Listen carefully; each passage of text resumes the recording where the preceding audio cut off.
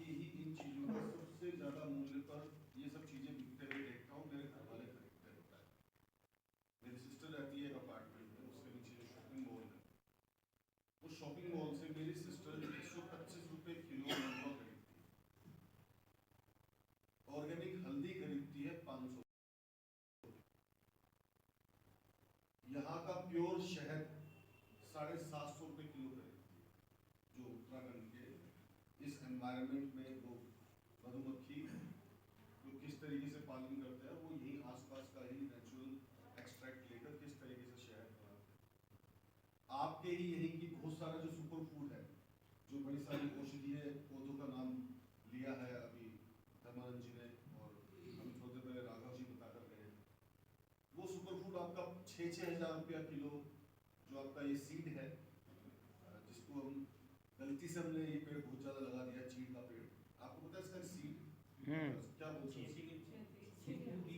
6,000 रुपया किलो। अंग्रेजों ने इसलिए लगाया था कि उनको सुपर फूड चाहिए था, और वो हमारी जमीन को वेस्ट जमीन समझते थे। तो बांज का पेड़ पहले बहुत ज़्यादा होता था, पानी बहुत टाइप में होता था, गधेरे नौले ये सब पानी से भरपूर होते थे। खैर चलो चीड़ लगा दिया। ऐसे ही हमारे पास में जितनी भी चीज़ें यहाँ उगती है, वो प्राकृतिक खेती के माध्यम से उसका जो मूल्य, उसका जो मोल दिल्ली में, मुंबई में, कैलकाटा में और जो अंतर्राष्ट्रीय मार्केट में है, मैं उसका गवाह। हमने अपनी चीज़ों का मोल नहीं आंका, वो हमारी गलती है। मैं आपका हिस्सा होकर ये बात बोल रहा हूँ। इस दृष्टिकोण में जैसे हम बोलते हैं पलायन रिसर्च, मैं अपने सेशन को 2 भाग में करूँगा। अभी हम लोगों का भोजन का समय भी होने वाला है, 2:30 बजे भोजन, आधा घंटे 2 बजे। तो हम ये भोजन से पहले के जो 25 मिनट है, इसमें मैं उस दृष्टिकोण, क्योंकि सबसे बड़ा समस्या कुछ और है जो हम लोगों को मालूम नहीं है, ब्लाइंड स्पॉट। ये एक ऐसा स्पॉट है जिसके लिए हम ब्लाइंड हैं। जैसे कि गरीब और अमीर की जो परिभाषा है, मैं इधर से खड़े होकर देखता हूँ उस व्यापारिक पृष्ठभूमि के बावजूद भी, और मैं जो यहाँ का जीवन यापन देखता हूँ, तो मुझे लगता है कि इससे ज्यादा अमीरी का जीवन यापन नहीं हो सकता। मेरा दृष्टिकोण ये है। उधर से आप लोग क्या देखते हैं? ये बड़ा आदमी, ये अमीर आदमी है, इनके पास ऐसा कुछ है जिसको बोलते हैं ये अमीर है, और हमारे पास ऐसा कुछ नहीं है।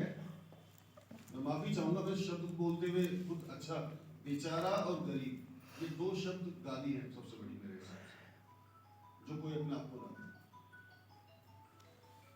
सरस्वती बैठ जाती है हमारी तरफ। सो मैं इधर से देखता हूँ आप लोगों का जो जीवन यापन है वो सबसे ज्यादा अमीरियत भरा है, लेकिन आप लोग उधर से देखते हैं कि आपका जीवन यापन अमीरियत से भरा नहीं। हम बोलते हैं पलायन समस्या। पलायन समस्या नहीं है, पलायन आउटकम है। पलायन एक रिजल्ट है। कुछ समस्याओं की वजह से पलायन एक रिजल्ट है कि लोग चले गए। सपोज कीजिए 100 लोग थे हमारे राज्य में, 100 में से 70 चले गए, 30 बचे। तो क्षेत्र था खेती योग्य, उसमें से 30 क्षेत्र पर खेती हो रही है। जय जवान जय किसान का नारा हमने दिया, लेकिन जय जवान को तो सम्मान पूरा मिल रहा है, वो भी अपने ही है, लेकिन आप में से या मेरे में से किसी का बेटा अगर खेती बाई चांस गलती से कर रहा हो और उसके रिश्ते की बात है और पूछा जाए कि क्या करते हैं आपके बेटे, आप समझिएगा बात को, जो समस्या है उसको नहीं समझेंगे तो हम आगे नहीं बढ़ पाएंगे। अब शादी के समय में जब पूछा जाएगा बेटा करता क्या है, तो ना तो पुत्र ना पिता दोनों ही उस बात को बहुत सम्मानजनक तरीके से नहीं बोलने वाले। बुजुर्ग बैठे हैं, यानी कि हमने खेती को सिर्फ खाने के दृष्टिकोण से ही आज तक किया है। हमने खेती को व्यवसाय खुद ही नहीं माना है। समस्या दूसरों की नहीं है। मेरा यहाँ पे कर्तव्य जो है, जो मुझे संगठन ने जिम्मेदारी दी है, मैं बीच में थोड़ा सा विमुख हो गया था। मैं बहुत सालों से पहाड़ों में काम कर रहा हूँ बिना नाम के। पहाड़ों ने मुझे और मेरे परिवार को और मेरे सपनों को बहुत कुछ दिया है, जैसे रामदेव जी को बहुत कुछ दिया है। अब रामदेव जी किस तरीके से 50,000 करोड़ की कंपनी चला रहे हैं और उसमें से 25-30% जो संकलन है सुपर फूड का या आयुर्वेदिक गुणों से जो भरपूर जो भी हमारी औषधियां हैं, जो संकलन 25-30% है इस राज्य का, रामदेव जी की फैक्ट्री में, इतना बड़ा योगदान होने के बावजूद भी हमारे किसानों में क्यों नहीं बने, उनके पास फॉर्च्यूनर क्यों नहीं आई, या उनके पास गाड़ियां, या उनके घरों में अच्छा पैसा क्यों नहीं आया। वो अपने प्राउड के साथ में कैसे नहीं है, मतलब मेरा बेटा खेती करता है और खेती का व्यवसाय करता है, तो खेती को हमने खुद ही व्यवसाय आज तक माना नहीं है। इसलिए हम अच्छे किसान तो हो गए, हम उगा तो पा रहे हैं, लेकिन किसी ने कहा है कि अगर हम अपनी चीज का मोल लेना नहीं जानते तो ये जिंदगी हमें वो सब नहीं देने वाली जिसके लिए हम डिजर्व तो करते हैं, लेकिन वो हमें देने नहीं वाले, क्योंकि ले नहीं रहे हैं इसलिए हम देने नहीं वाले। मेरे हिसाब से जय जवान के साथ साथ जय अन्नदाता। अन्नदाता नहीं होगा तो जवान भी कैसे लड़ेगा। वो जिस दिन ये हम आउटकम कर पाए इस अपने इनिशिएटिव के माध्यम से, कि वो प्राइड आउटकम ये होना चाहिए कि अपने बेटे के बारे में रिश्ता करने से पहले हम प्राउड कि मेरा बेटा खेती का व्यवसाय करता है, मेरे ही खेत। उस दिन हम लोग जीतेंगे। इसका मिशन का लास्ट वो है। और जैसे वो मॉडलिंग वाले, वो आपने देखे होंगे पे चलते हैं, उनको फिर सुपर मॉडल और उसके अवार्ड मिलते हैं, उसी तरीके से हमारा जो यहाँ का परिधान हमने छोड़ दिया है, उसी परिधान में वो किसान का बेटा उस रैंप वॉक पे चलेगा और उसको हम एक हीरो की तरह से इस कम्युनिटी में, सोसाइटी में नेशनली और इंटरनेशनली एस्टैब्लिश करेंगे। उस दिन हमारी प्रॉस्पेरिटी वापस आएगी। अभी आप ये देखिए, मेरे लिए मैं बड़ा गौरवान्वित महसूस कर रहा हूँ इस टीम का हिस्सा होकर।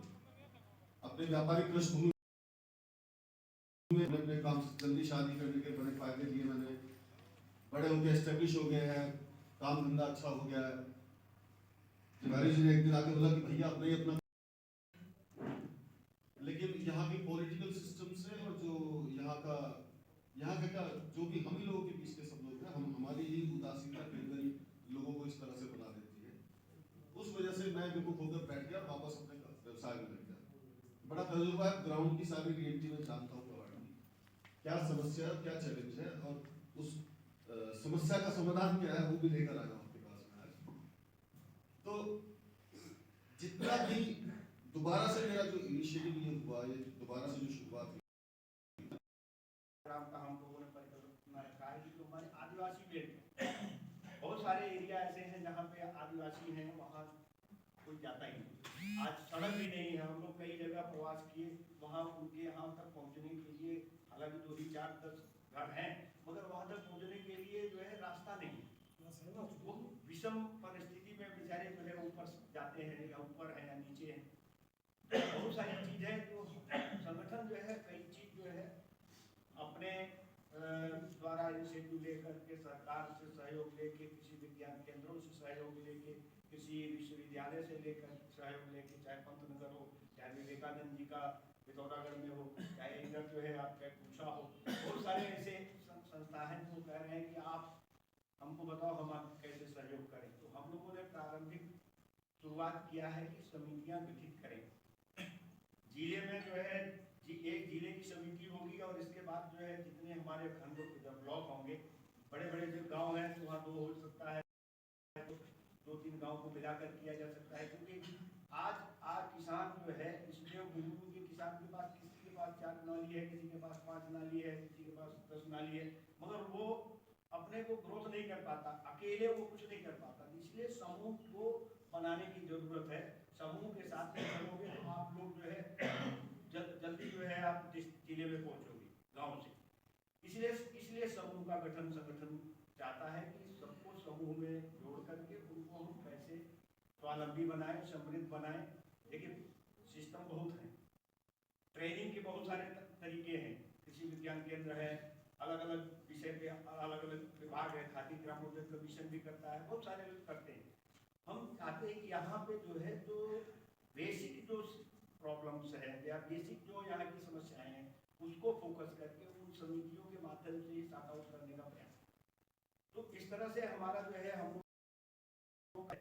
सहकार भारती की पूरी टीम, जिला की पूरी टीम और गंगा सहकार टोली से आप लोग जुड़े ही हैं। ये सब जो है प्रयास कर रहे हैं कि हर जिले में, हर गांव में हम पहुंचे और उनकी जो बेसिक समस्याएं हैं उनको सुने और उनको समझे और उसको सॉर्ट आउट करने का प्रयास करें।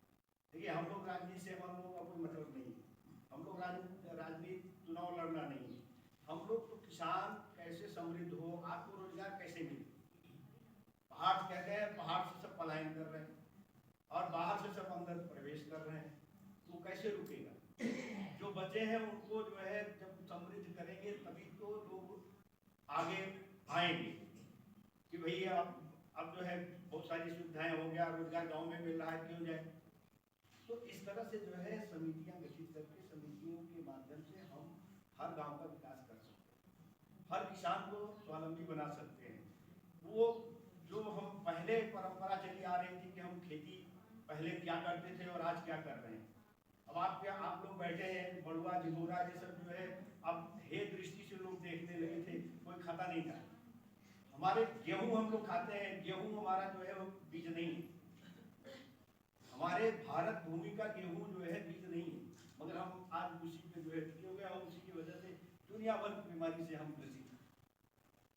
तो हमको मोटे दाने पे ध्यान ज्यादा देने की आवश्यकता है और पहाड़ में जो है मोटा दाना बहुत होता है। मिलेट्स का जो है पूरे दुनिया ने जो है मिलेट्स का जो है केंद्र भारत को बनाया है, जबकि हम उस चीज को बंद करते जा रहे हैं, हम अपनी परंपरा को जो है भूल रहे हैं। तो हमको वो चीज को दिलाने की जरूरत है। सहकार भारती ये भी देख रही है कि हमारे यहाँ पे जो है यात्रा का मार्ग है, उत्तर काशी किन्याली से सीधे जो है गंगोत्री तक यात्रा है। यहाँ पे यात्री आता है, बहुत सारी दिक्कतें होती हैं। तो बहुत सारी दिक्कतों में जो है हम लोग अभी प्रयास कर रहे हैं कि यहाँ से वहाँ तक कितने चिन्हित किया है, हम गंगा सहकार सुविधा केंद्र की स्थापना करना चाह रहे हैं। हमारी हम लोगों की परिकल्पना है कि गंगा सहकार सुविधा केंद्र हो, वहाँ पे जो है यहाँ का लोकल खाना मिले, जो लोकल उपज है वो वहाँ पे काउंटर हो, वहाँ पे सेल हो और वहाँ पे टॉयलेट हो और वहाँ पे जो है 1-2 कमरा ऐसा हो कि यात्री अगर चाहे तो रुक सके। इस तरह का एक गंगा सहकार सुविधा केंद्र की परिकल्पना हम लोगों ने की है, जिसमें हमारे को कई केंद्र सरकार की बहुत सारी ऐसी जो है योजनाएं हैं जो उसमें हमको सपोर्ट कर रहे हैं।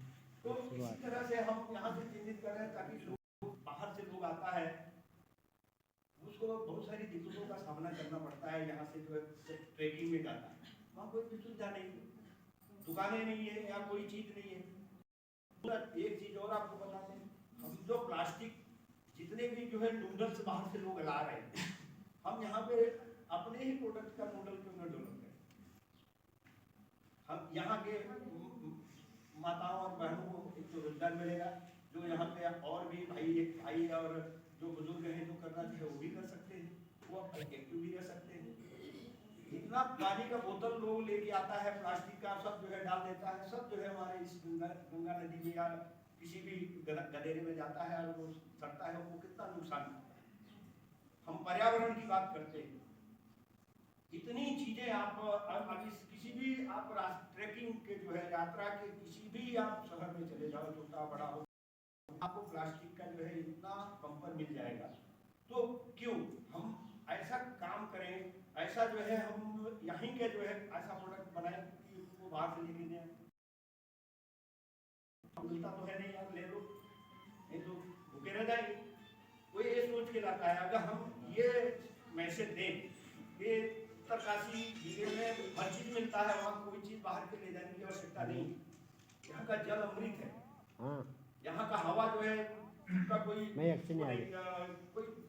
उसका जो है वो सामान तक धरा उसको मुँह रखे हैं। तो हम समितियों के माध्यम हम लोगों ने अभी चिन्हित किया है, मैं कहा उत्तरकाशी में कितने गंगा सहकार ग्राम हम लोग घोषित कर रहे हैं, उसको जो है विशेष पैकेज के रूप में आर्थिक